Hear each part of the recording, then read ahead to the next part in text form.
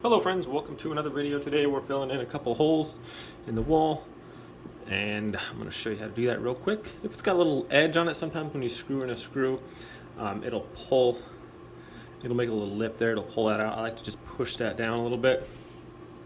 And what I use to patch my holes is this high performance joint compound.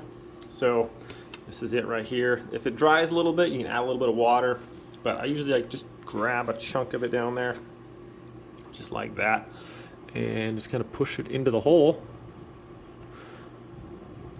Super easy, really good stuff here.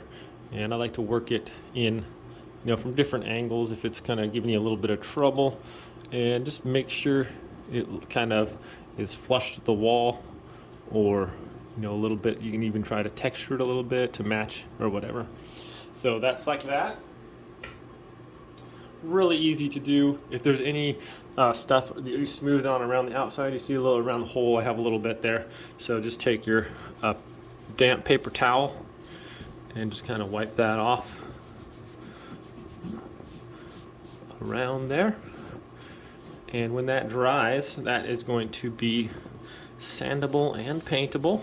So if you need to feel like you need to sand it a little bit, but that's pretty much going to be invisible once that dries, and you just go over it with a little bit of paint, a little touch-up paint, and you're great. No one's even going to notice there was a hole in the wall there.